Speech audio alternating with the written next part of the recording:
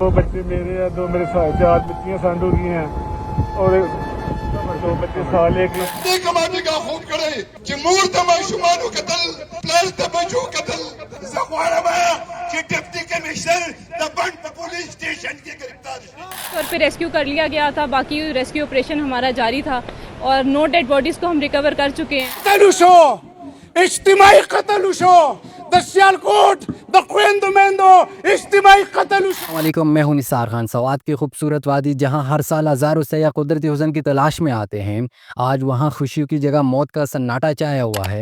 دریائے سوات میں اچانک آنے والے سیلابی ریلے نے لمحوں میں سب کچھ بدل دیا. 18 سیاح پانی کی بحراہ موجوں کی نظر ہو گئے. ان میں سے 12 کی لاشیں نکالی جا چکی ہے جبکہ باقی کی تلاش اب بھی جاری ہے. سوال صرف اتنا نہیں کہ پانی کا بہاؤ کتنا خطرناک تھا، اصل سوال یہ ہے کہ اس خطرناک صورتحال میں ریاست کہاں تھی. ضلعی انتظامیہ کہتی ہے کہ دفعہ 144 نافذ تھی، دریا کے کنارے جانے پر پابندی تھی، تو پھر یہ سیاح کیسے وہاں پہنچے؟ کوئی ناکہ بندی کیوں نہ تھی؟ وارننگ بورڈ کیوں غائب تھے؟ پولیس اور انتظامیہ کہاں سو رہی تھی؟ اور ساتھ ہی ریسکیو کی صورتحال تو اور بھی افسوسناک ہے. متاثرین کی جانب سے بار بار کی گئی کالز کے باوجود ریسکیو ٹیم 1 گھنٹے کی تاخیر سے پہنچی. جب پہنچی تو ان کے پاس نہ مناسب کشتی تھی، نہ حفاظتی سامان، نہ ہی تربیتی یافتہ عاملہ. مقامی لوگ اپنے مدد آپ کے تحت پانی میں اترے، لاشیں نکالی، لوگوں کو بچایا اور ریاست تماشائی بنی رہی. حکومت نے حسب روایت چند افسران کو معطل کر دیا، متاثرہ خاندانوں کے لیے مالی امداد کا اعلان کیا، لیکن کیا معطلی اور اعلانات ان جانوں کا نعمت البدل ہو سکتے ہیں؟ یہاں ایک تلخ حقیقت یہ بھی سب کے ذہنوں میں گونج رہی ہے. اگر ان میں سے کسی کا تعلق حکمران طبقے،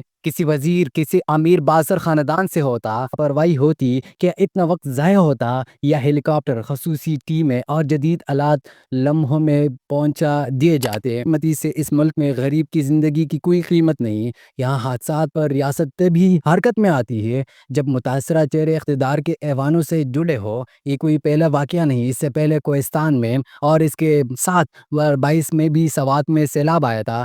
جانے گئی مگر ہم کچھ نہ سیکھ پائے. ماہرین برسوں سے خبردار کر رہے ہیں کہ موسمیاتی تغیرات نے یا کلائمیٹ چینج نے خطرات بڑھا دیے ہیں. بارشیں شدت اختیار کر رہی ہے، دریاؤں میں طغیانی معمول بن چکی ہے، مگر ریاست نہ الرٹ سسٹم بہتر بنا سکی، نہ حفاظتی اقدامات، نہ ریسکیو کی صلاحیتوں میں اضافہ ہوا.